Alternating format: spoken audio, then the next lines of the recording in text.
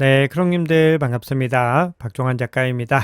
자, 지난주에 대규모 매도가 있었는데요. 시장은 잠시 조정을 받았지만 잘 흡수하고 현재도 상승 흐름을 이어가고 있습니다. 자, 그런 가운데 이번 주에는 중요한 이벤트들이 많이 예정되어 있습니다. 과연 비트코인은 어떤 흐름을 보일지 한번 점검해 보겠습니다. 네, 그러면 거시경제 이슈부터 한번 살펴보겠습니다. 네, 그동안의 거시경제 관점에서 굉장히 중요한 이벤트였습니다. 미국과 유럽연합의 관세 협상이 타결이 됐습니다. 이전 상호 관세를 30% 부과를 했는데 15%에서 타결이 됐습니다.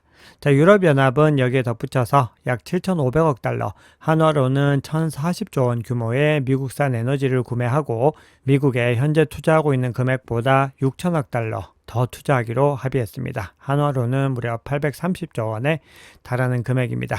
다만 15% 관세 적용 범위에 관해서는 의견이 다소 엇갈리고 있는데요. 트럼프 대통령은 의약품에는 15% 관세율이 적용되지 않는다, 이렇게 강조했지만 유럽연합 집행위원장은 의약품도 15% 관세를 적용받는다라고 밝히고 있습니다.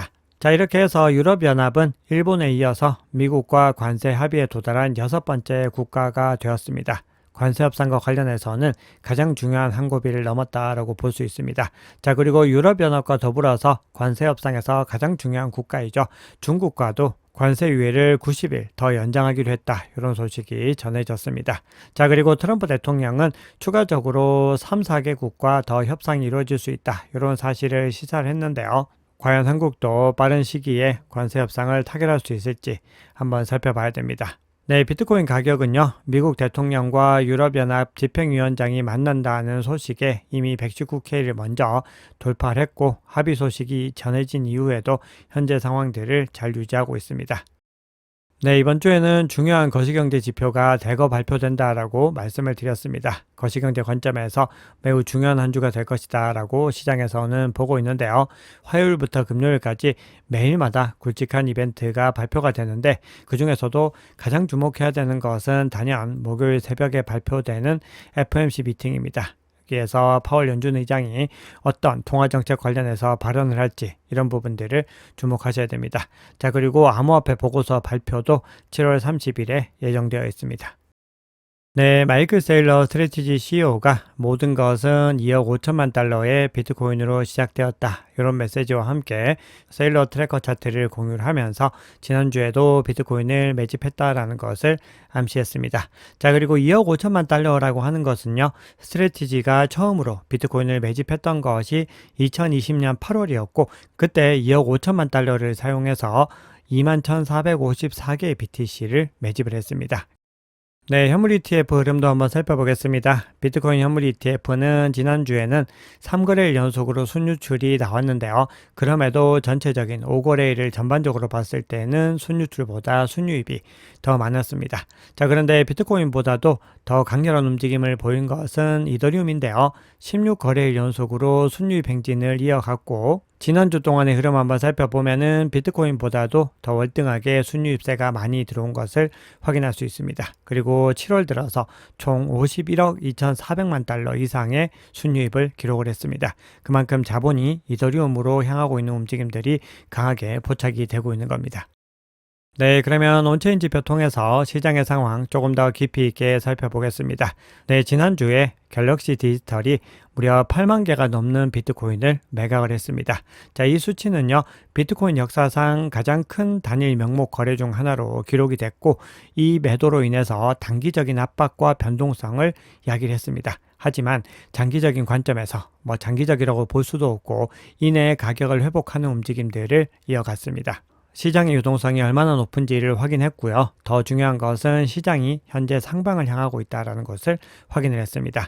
네, 그리고 갤럭시 디지털이 매도를 개시하던 당시에 코인마스터 클럽 통해서 이 소식을 전해드리면서 대놓고 개미털기를 하는 것이다, 이렇게 강조를 했는데요. 실제로 갤럭시 디지털은 OTC 마켓이 아니라 거래소로 이 물량들을 보내면서 가격 하방 변동성을 유발하려고 했던 것으로 보입니다.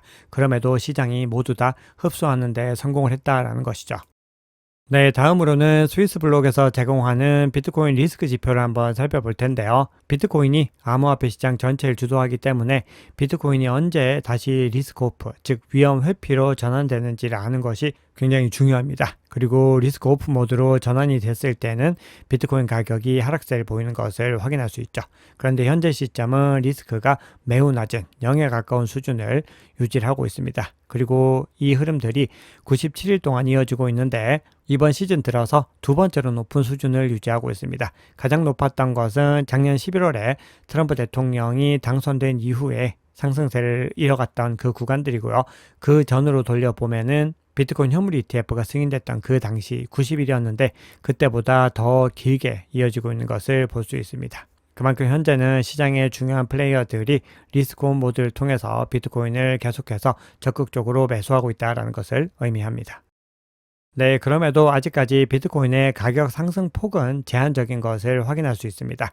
자, 현재 현물 시장에서 활동하는 단기 보유 온체인 트레이더들, 특히 1개월에서 3개월 정도 보유하고 있었던 온체인 트레이더들의 손익 마진 비율을 한번 살펴봤을 때 현재 미실현 수익이 낮은 수준을 보이고 있고 대략적으로 13% 정도를 유지하고 있습니다. 작년 11월에도 50% 가까이를 유지를 했는데 이번에는 아직까지 낮은 수준을 유지하고 있는 것을 볼 수 있습니다.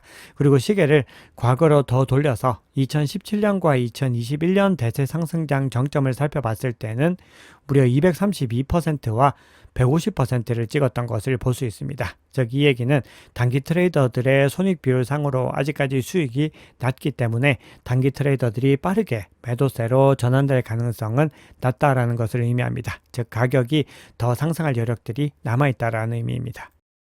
네, 그런데 가격 모멘텀은 다소 주춤한 상황을 보이고 있습니다. 이번 주 30일 모멘텀 지표 한번 살펴보시면은 지난주 16.8%에서 현재 8.6%로 하락을 하면서 상승세가 둔화된 것을 확인할 수 있습니다. 하지만 그럼에도 양수를 유지하면서 0% 상단에 위치를 하면서 여전히 긍정적인 흐름을 이어가고 있고 매수 우위를 보이고 있습니다. 그래서 이 흐름들이 더 가팔라지기 위해서는 다시 12%에서 약 15% 상단을 넘어서는 것이 중요한데요. 이번 주에 중요한 거시경제 이벤트 그리고 각종 중요한 이벤트 결과에 따라서 단기적인 변동성들, 즉 모멘텀의 변화들이 나타날 수 있습니다. 네, 개인 투자자들의 움직임 한번 살펴봤을 때 개인 투자자들이 다시 시장에 뛰어들고 있는 것을 확인할 수 있는데요.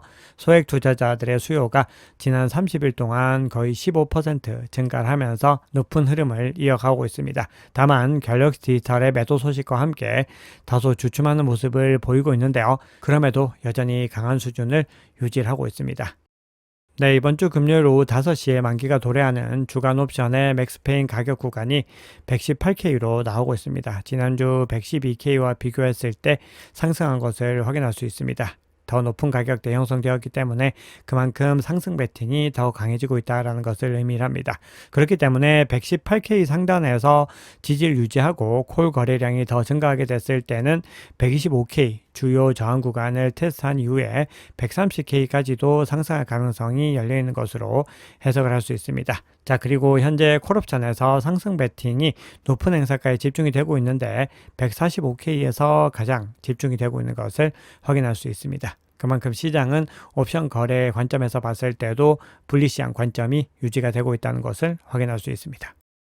네, 마지막으로 비트코인 토핑 프라이스 모델을 한번 살펴볼 텐데요.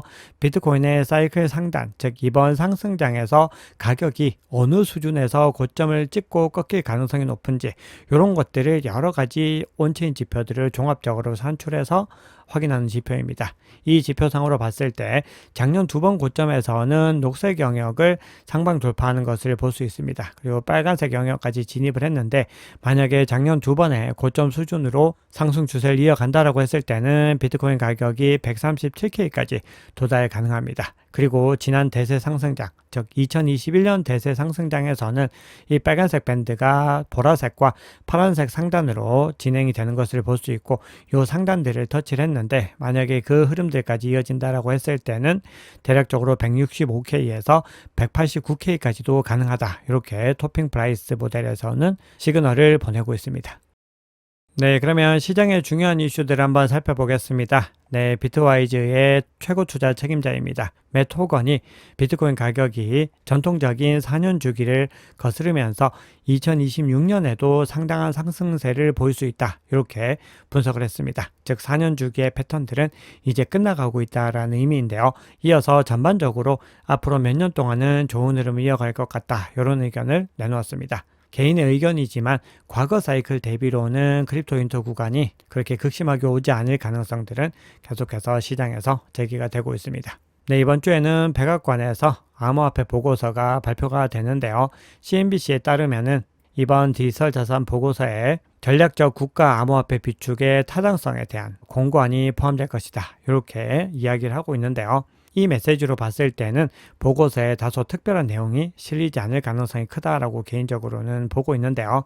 이미 이 중요성에 대해서는 다들 인지하고 있고 세금을 활용하지 않고 어떻게 전략적으로 비축할 것인가 이 구체적이고 디테일한 방법론이 중요합니다. 그 외에 나머지 내용들 뭔가 이렇게 하는 것이 바람직하다 이렇게 될 것이다 라는 그런 내용들은 시장의 기대치를 만족시켜 주기에는 다소 부족하지 않을까 그렇게 생각을 합니다. 네, 지난주에 트럼프 대통령이 연준 본부를 방문한 이후에 파월 의장이 본인의 여러 동료들과 지지자들에게 절대로 사임하지 않겠다 이렇게 밝혔다라고 전해주고 있는데요. 그런 가운데 각계에서 금리 인하를 촉구하는 목소리들도 높아지고 있습니다. 블랙락의 CIO도 연준의 금리를 인하하라 이렇게 촉구를 하고 있습니다. 네, JP모건의 제이미 다이먼 회장의 발언과 JP모건의 행보가 다소 다른 움직임을 보이고 있는데요. JP모건이 스테이블코인은 기존 금융 시스템과 통합될 뿐만이 아니라 실제 자산의 토큰화도 더욱 가속화될 것이다. 이렇게 얘기를 하면서 실질적으로 암호화폐 시장의 전망이 굉장히 불리시하다라는 쪽으로 언급을 했습니다. 네, 그러면 CBD 지표와 코인베이스 프리미엄 지표 한번 살펴볼 텐데요. 현재 파이어 차트 상으로 120K의 가장 두텁게 매도벽이 형성이 되어 있고 가장 두터운 매도벽은 125K에 형성이 되어 있습니다. 자, 고래들 움직임 한번 살펴봤을 때 갤럭시 디지털이 매도하는 구간에서 갈색도 크게 매도를 했는데 다시 매수세로 강하게 전환을 하고 있고요.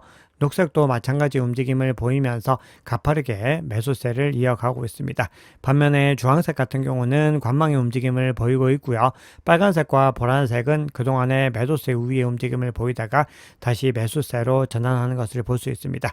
즉 전체적으로 다시 매수세로 전반적인 주체들이 전환을 하고 있고 그렇기 때문에 바이낸스 거래소에서도 매도세 대비로 매수세가 더 우위를 일시적으로 보이고 있습니다. 코인베이스 프리미엄 지표도 한번 살펴봤을 때 음수 영역으로 일시적으로 전환을 했다가 다시 양수로 전환을 해서 상승 움직임을 이어가고 있는 것을 볼 수 있습니다. 갤럭시 디지털이 매도세를 보였던 그 당시에는 전체적인 시장의 주체들이 매도의 움직임을 이어갔던 것을 확인할 수 있습니다. 하지만 그 물량들을 잘 소화해내고 다시 매수세로 전환하는 움직임을 보이고 있다는 겁니다. 네, 비트코인 차트 한번 보겠습니다. 현재 비트코인은 박스권의 움직임을 이어가고 있는데요. 지난주 대규모 매도 당시에 22평선을 일시적으로 하방 이탈했지만 금세 회복하는 것을 확인할 수 있습니다.